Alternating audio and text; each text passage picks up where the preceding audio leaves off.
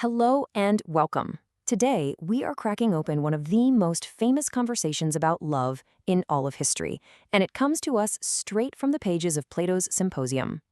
So I want you to picture this. The year is 416 BC. We're in Athens, and we're at a party celebrating the playwright Agathon's very first big win. But this is not just any party. This was a symposium, which was really the intellectual heart of Athenian social life. And the guest list?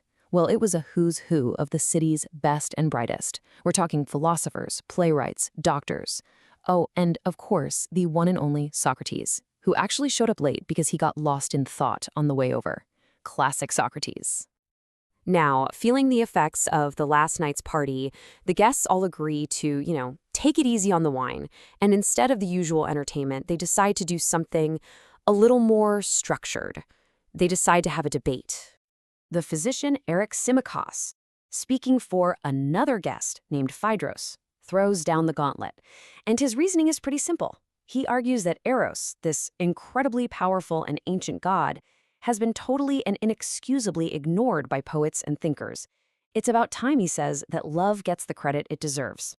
Phaedros gets to speak first, and he kicks off the whole debate with a really powerful and, honestly, pretty straightforward argument for why love is number one. See, for Phaedros, love isn't just some feeling you get. It's not a minor god. No, he argues it's the most ancient and respected divine force in the entire universe. It was there at the very beginning of creation. So how does he back this up? Well, first, he says love's ancient origin gives it a special honor. Eros has no parents, he was just there. But the real kicker, his main point, is that love's true power is its ability to inspire us to be our very best, our most courageous selves. The idea is that you would never want to look bad in front of the person you love, right? Well, that's the ultimate motivator for doing the right thing. And he takes this idea to its absolute extreme. He imagines an army of lovers. Just think about that for a second. An entire army where every soldier is fighting right next to the person they love. Phaedros says they would be practically invincible, because they'd rather die than be seen as a coward by their beloved.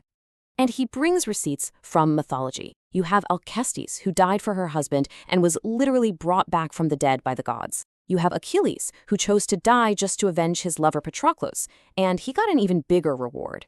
But then there's Orpheus, who tried to kind of weasel his way into the underworld alive, and he was punished for it. The message here is crystal clear. The gods honor and reward true sacrifice for love.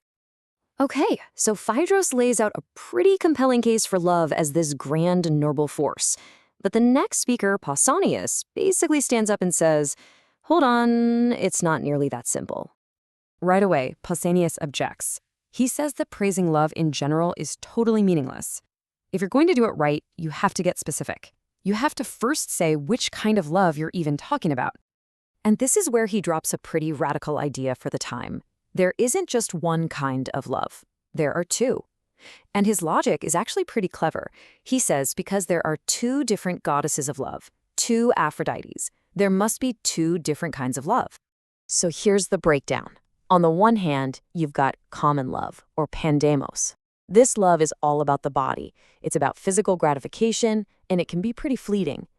But on the other hand, you have heavenly love, Urania. This one is all about the soul. It's intellectual, it's virtuous, and it's focused on a lifelong bond of making each other better people. Now, it's really important to remember that in their world, this heavenly love was often thought about in the context of relationships between older men and younger boys, where the main goal was mentorship and character development. And get this, Pausanias argues that all those complicated courting rituals they had in Athens were actually a kind of social test. The whole system, he says, was designed to weed out the common lover who was just after one thing, and to identify the truly heavenly lover who was interested in that deeper, more virtuous connection. So his whole argument really just boils down to this. A relationship is only good, only worthy of being called heavenly love, if and only if it makes both people better, wiser, and more virtuous. The end goal isn't just to be together. The goal is mutual improvement.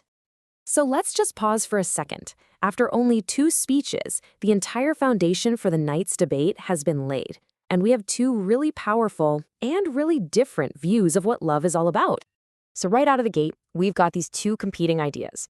On one side, Phaedros says love is this single, divine power that makes us brave. On the other side, Pausanias says, no, love is a two-sided coin, and only the intellectual, virtuous side is actually worth praising. And believe me, this is just the warm-up act. The other guests at this party, a comedian, a doctor, the host himself, and of course, Socrates, are all lined up and waiting to share their own, sometimes very different, and frankly, sometimes pretty wild definitions of love. So what do you think? Which one of these ideas feels more true to you? Is love a force that makes us courageous, or is it a journey toward becoming a better person? It's amazing to think this 2,400-year-old debate is still so relevant. Thanks for joining this explainer.